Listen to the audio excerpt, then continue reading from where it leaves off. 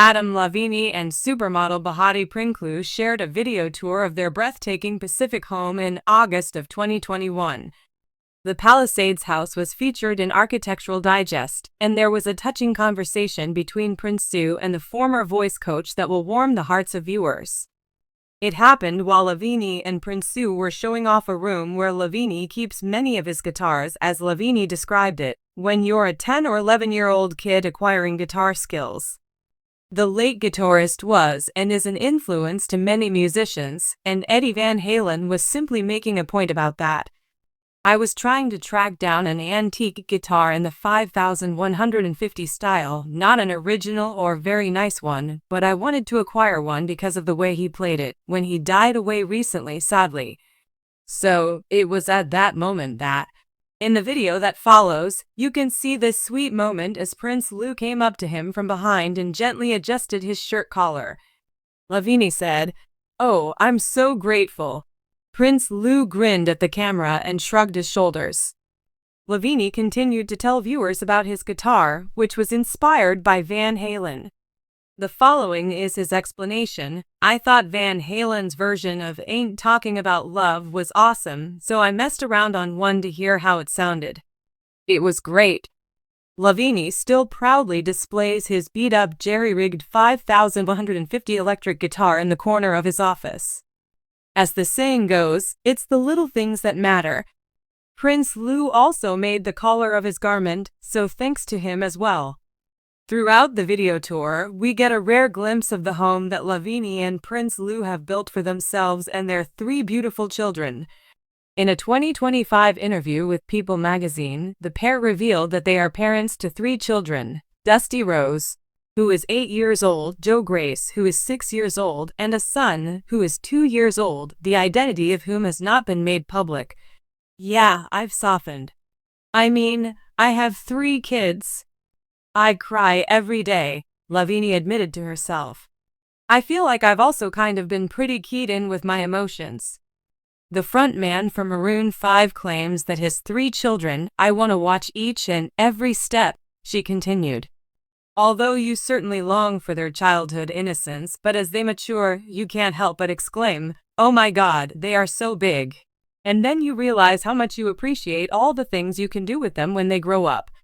They are still young, so they haven't accomplished much yet, so there's plenty more to come. It's like watching a never-ending fantastic movie, and the tea is the best I've ever had. In fact, I think it's the most wonderful thing in the universe." In a world obsessed with breakups, scandals, and viral meltdowns, it's rare that a moment of quiet tenderness steals the spotlight. But when Adam Levine, the tattooed rock star with a reputation for being the ultimate heartthrob, whispered something heartbreakingly sweet to his wife Behati Prinsloo after she fixed his slightly crumpled shirt collar at a red carpet event, fans didn't just swoon, they shattered. Yes, it was adorable. But it was also haunting. Why? Because it felt like the calm before the storm. The little flicker of candlelight just before it goes out. Let me take you there. The moment that broke the internet.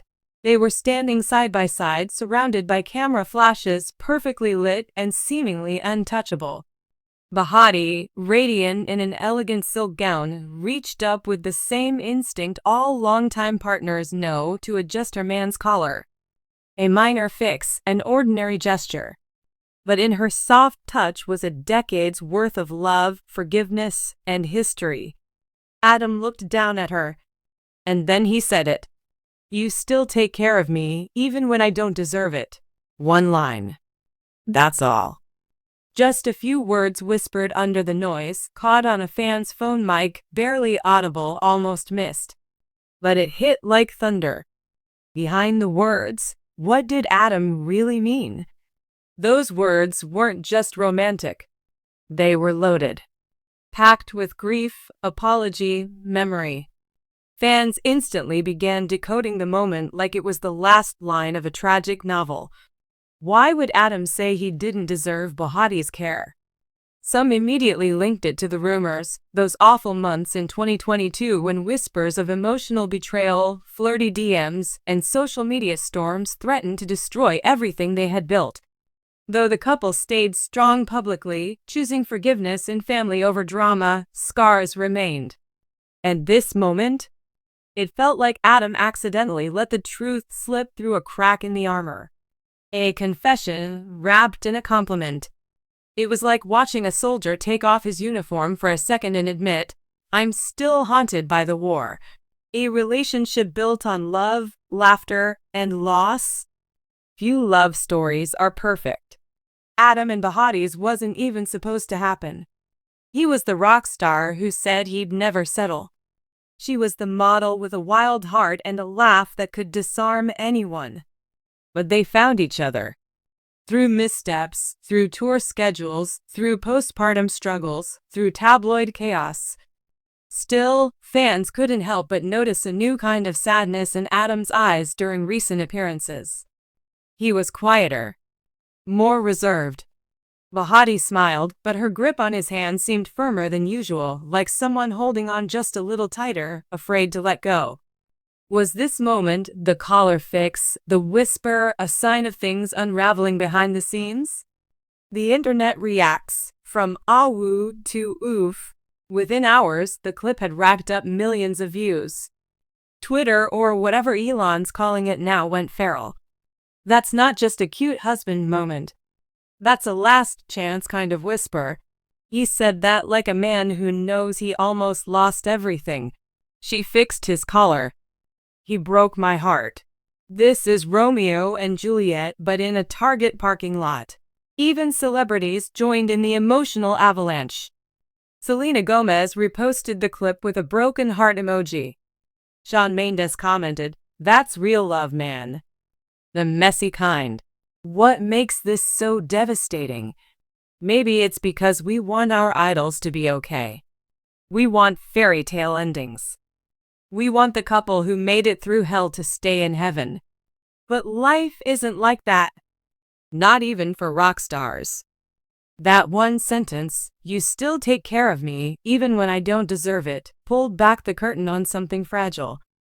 It reminded everyone watching that even the brightest, most beautiful relationships can be built on forgiveness and pain. That love isn't always loud. Sometimes it's in the tiniest gestures, fixing a collar, holding a hand, staying silent when you could scream. The real tragedy?